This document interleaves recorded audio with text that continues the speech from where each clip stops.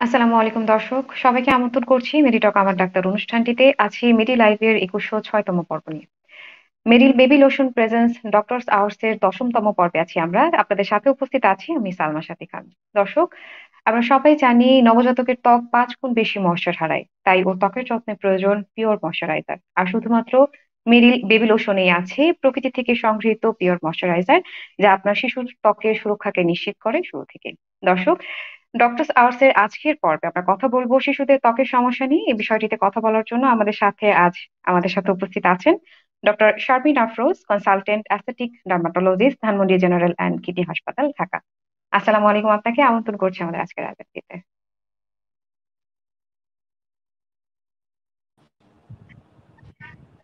জি, আপনাকে আমন্ত্রণ করছি আমাদের আজকের আয়োজনটিতে। আচ্ছা, ওয়ালাইকুম আসসালাম। আশা করি ভালো আছেন। জি, আমি ভালো আছি। আপনি কেমন আছেন? জি, আলহামদুলিল্লাহ ভালো আছি।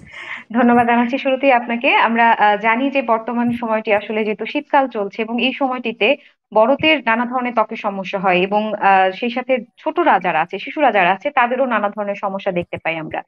এবং এই সমসাময়িক বিষয়টি নিয়ে আমরা আলোচনা করার জন্য আপনাকে সাথে পেয়েছি। অনেক ধন্যবাদ জানাচ্ছি আপনাকে। ধন্যবাদ। আমি শুরুতেই আপনার কাছে যে বিষয়টি জানতে চাইবো আসলে, আমরা যেহেতু শিশুদের ত্বকের সমস্যা নিয়ে বলছি এবং আপনি কনসালটেন্ট হিসেবে কর্মরত আছেন, এই যে শীতকালে এই সিজনটিতে আসলে কি ধরনের সমস্যা নিয়ে, কমন সমস্যাগুলো নিয়ে আসলে বাবা মারা আসে আপনাদের কাছে? আচ্ছা, ধন্যবাদ সাথী। আমাদের এই শীতকালে ওয়েদারটা খুব রুক্ষ হয়ে যায়, তো এই রাফ ওয়েদারে বাচ্চাদের স্কিনটাও অনেক বেশি সেনসিটিভ হয়ে যায়। আর এই সেনসিটিভ টাইমে ছোট বাচ্চাদের স্কিনে অনেক বেশি যে সমস্যাটা নিয়ে আসে সেটা হচ্ছে অ্যাটোপিক ডার্মাটাইটিস।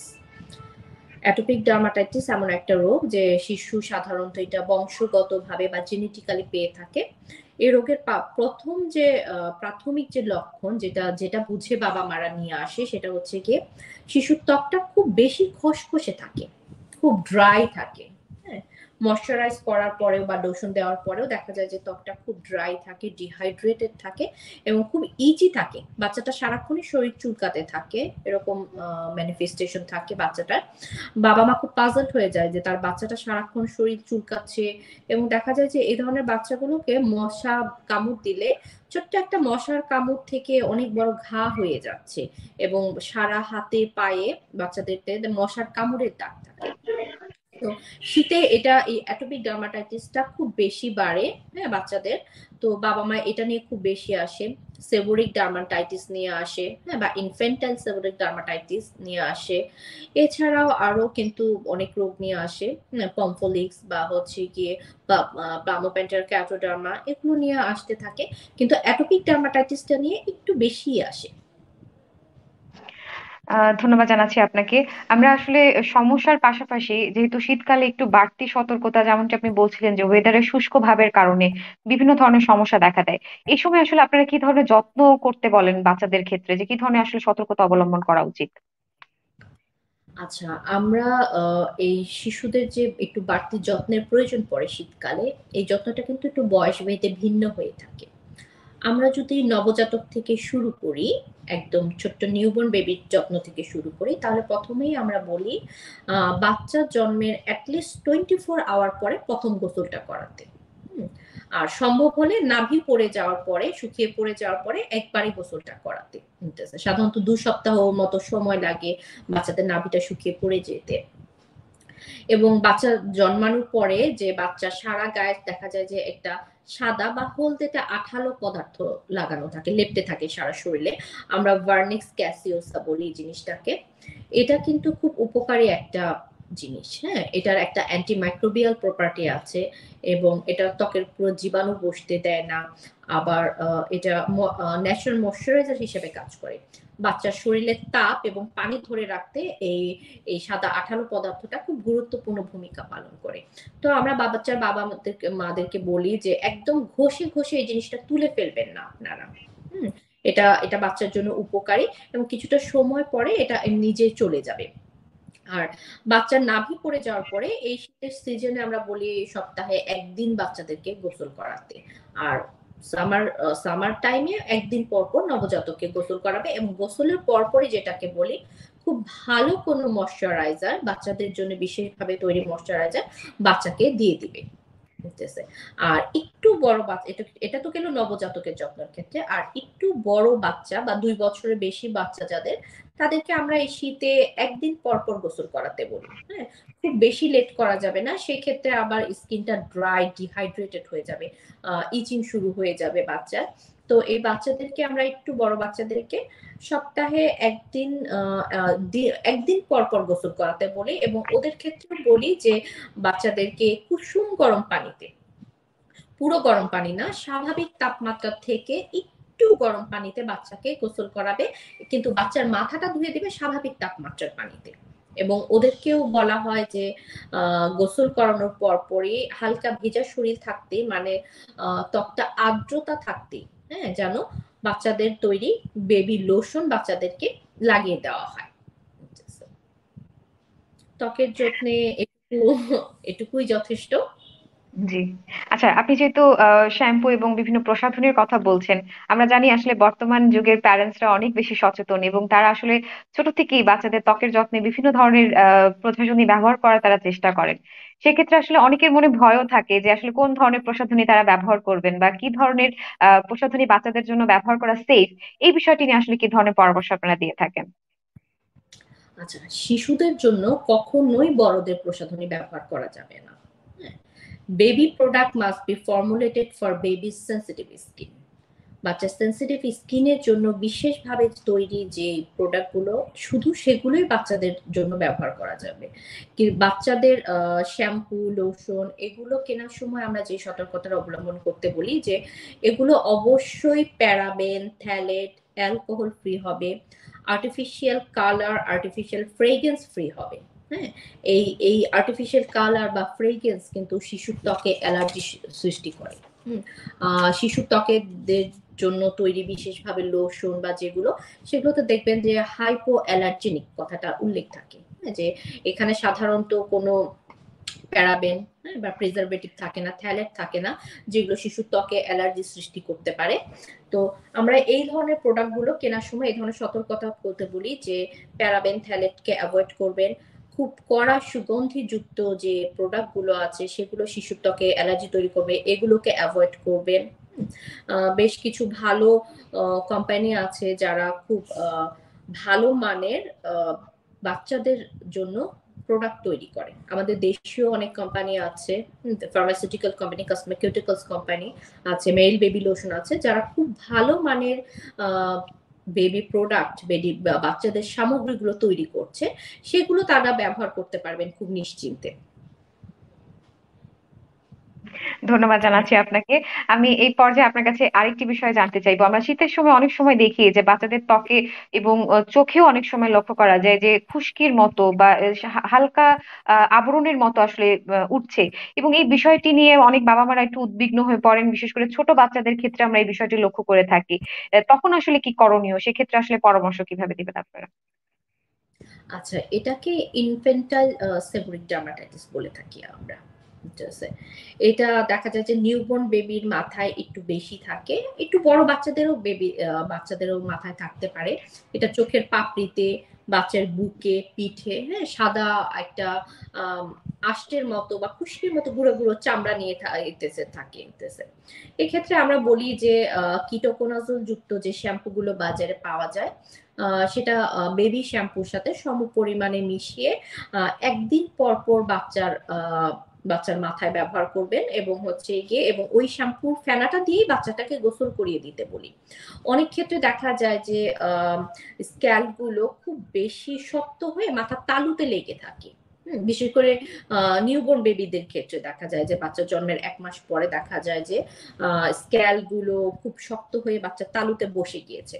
তাদের ক্ষেত্রে আমরা বলি যে শ্যাম্পুটা লাগিয়ে বা শ্যাম্পু ফেনা লাগিয়ে একটা নরম কাপড় কিংবা নরম টুথব্রাশ দিয়ে হালকা করে ঘষে ধুয়ে দিতে। খুব বেশি জোরে ঘষা যাবে না তুলে ফেলার জন্য, সেক্ষেত্রে একটু রক্ত বা ব্লিডিং হতে পারে।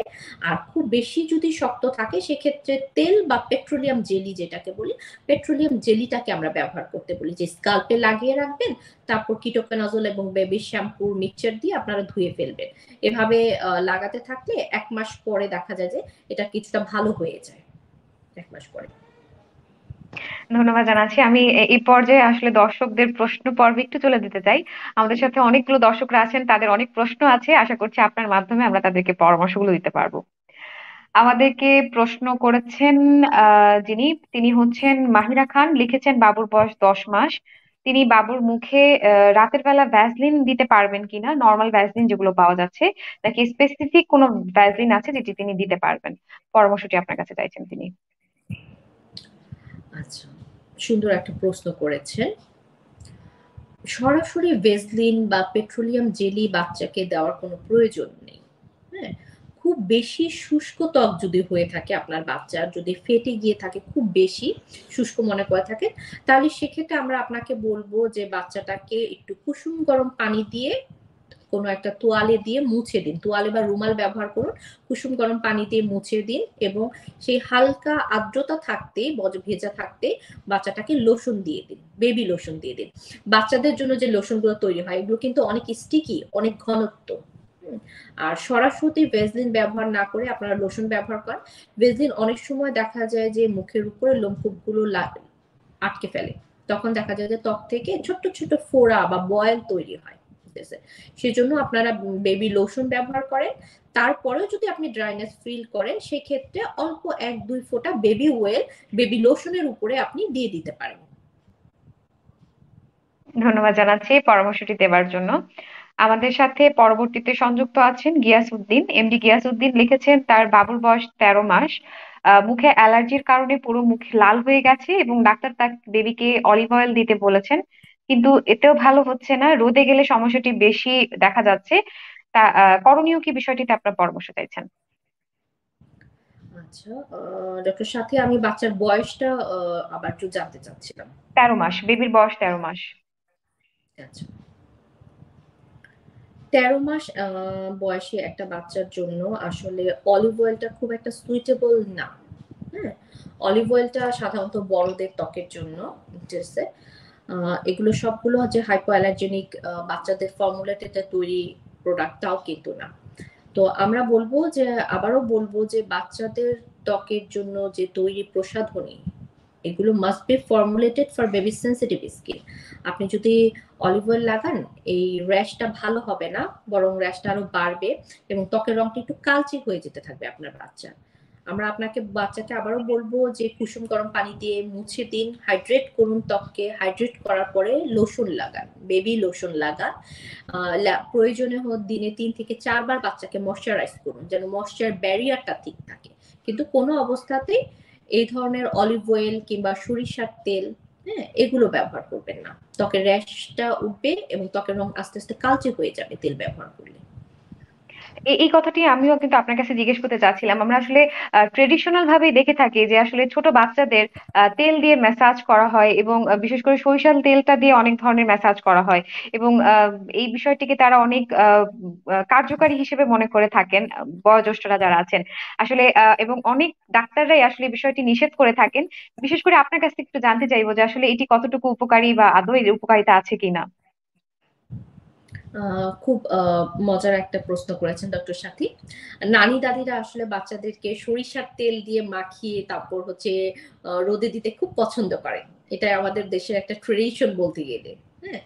কিন্তু আমরা ত্বক বিশেষজ্ঞরা অবশ্যই এই জিনিসটা করতে একদম নিষেধ করে থাকি। বিশেষ করে সরিষার তেল তো কখনোই না। কখনোই একটা বাচ্চার ত্বকে সরিষার তেল ব্যবহার করা যাবে না। সরিষার তেলে ঝাঁঝালো স্মেলে যেমন বাচ্চার কষ্ট হয়, সে সাথে ত্বকের ভিতরে কিন্তু জ্বালা পোড়া করে।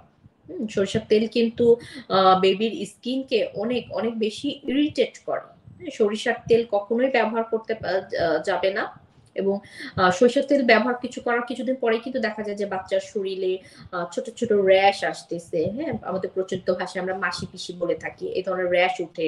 আবার ত্বকের রংটা অনেক কালচে গাঢ় হয়ে যায়, বলে আমার বাচ্চাটা তো সুন্দর জন্মেছিল কিন্তু এখন তো কেমন কালো হয়ে যাচ্ছে। হ্যাঁ, এই যে এই সরিষার তেল লাগানোর এই ক্ষেত্রে, যে সরিষার তেল যে বাচ্চাদের স্কিনটাকে ইরিটেট করে, সেটা কারণে খুব বেশি যদি হয় তো আপনারা বেবি ওয়েলটা ব্যবহার করতে পারেন, কিন্তু সেটা রোদে যাওয়ার আগে না, বাচ্চাকে গোসল করানোর আগে বাচ্চাকে একটু তেল দিয়ে মালিশ করতে পারেন। সেটা যেটা হয় যে বাচ্চার স্কিন হাইড্রেটেড হয় এবং বাচ্চাটাকে একটু ম্যাসাজ করার পরে বাচ্চাটা আরাম বোধ করে। হ্যাঁ, সেটা আপনারা করতে পারেন, কিন্তু কোনো অবস্থাতেই আপনারা সরিষার তেল দিয়ে মেখে বাচ্চাটাকে রোদে দিবেন না। রোদে দেওয়ার সময় বাচ্চাটাকে আলাদাভাবে রোদে দেন, তেল দেওয়ার প্রয়োজন নাই। আবার গোসলের সময় তেল দিতে থাকলে এমনি তেল ম্যাসাজ করে বাচ্চাটাকে শুধু গোসল করিয়ে দেন, দুটো আলাদা ব্যাপার।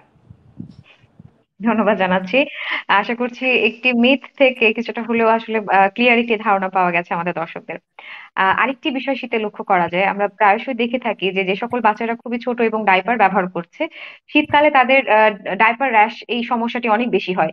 সেক্ষেত্রে অনেক বাবা মারাই দুশ্চিন্তে থাকেন এবং পরামর্শ হয়তো আপনাদের কাছ থেকে আশা করেন। আপনার কাছ থেকে আজকে এই বিষয়টিতে পরামর্শ নিয়ে নেব। আচ্ছা, শীতে ন্যাপি র্যাশ বা ডাইপার ডাইমাটাইটিস বেশি হয়। এটার কারণ হচ্ছে কি, শীতে শিশুটা পেশাব ঘন ঘন হয় এবং বাচ্চাটা বেশি সময় যাবত ভিজা জায়গায় থাকে।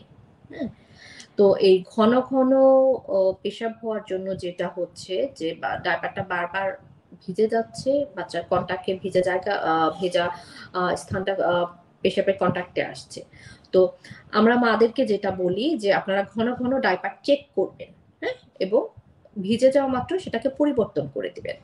আর ডাইপার চেঞ্জের আগে অবশ্যই কুসুম গরম পানিতে তুলা ভিজিয়ে বাচ্চাদের পেরিয়ানাল রিজিয়নটা আপনারা মুছে দিবেন। শুকানোর পরে ময়শ্চারাইজার লাগাবেন। ময়শ্চারাইজার লাগানোর পরে ময়শ্চারাইজারের উপরে প্রথমে মুছে দিবেন, মুছানোর পরে ময়শ্চারাইজার লাগাবেন। ময়শ্চারাইজারের উপরে ডি র্যাশ বা হচ্ছে সফটি নামে বাজারের যে ধরনের প্রচলিত জিঙ্ক অক্সাইড সমৃদ্ধ যেসব ন্যাপি র্যাশ ক্রিম পাওয়া যায়, সেগুলোর একটা হালকা আবরণ তৈরি করে দিবেন, যেন বাচ্চার ডাইপারটা ভিজে গেলেও সেটা সরাসরি বাচ্চার স্কিনের সাথে কন্ট্যাক্টে না আসে। এভাবে যদি আপনারা বাচ্চাটাকে শীতের সময় ডাইপার পরিয়ে রাখেন, যদি দীর্ঘ সময় ডাইপার পরিয়ে রাখেন বা সারাদিনই ধরেন ডাইপার পরিয়ে রাখছেন, কিন্তু আপনি একটা ত্বকের সাথে ব্যারিয়ার তৈরি করতে পারছেন ময়শ্চারাইজার এবং ন্যাপি র্যাশ ক্রিম দিয়ে, তাহলে দেখা যায় যে ডাইপার র্যাশ এবং ন্যাপি র্যাশের সম্ভাবনা একদমই কমে যায়। ধন্যবাদ জানাচ্ছি। আমি আবারও একটু আসবো আপনার কাছে। আসলে বড়দের একটু সমস্যা নিয়ে আমি আপনার কাছে জিজ্ঞেস করবো। আমরা আসলে শিশুদের একদম বাচ্চা যারা আছে তাদের কথাই বারবার বলছি, কিন্তু আমরা দেখে থাকি যে শিশু যারা বা 2 বছরের বেশি যারা রয়েছেন, বয়সে একটু বড়, তাদের ক্ষেত্রে আসলে এই শীতকালে অনেক ধরনের সমস্যা হয়ে থাকে এবং বাবা মারা তাদের ব্যাপারটা নিয়ে আসলে খুব উদ্বিগ্ন থাকেন। সেক্ষেত্রে আসলে আপনারা কি ধরনের পরামর্শ দেন?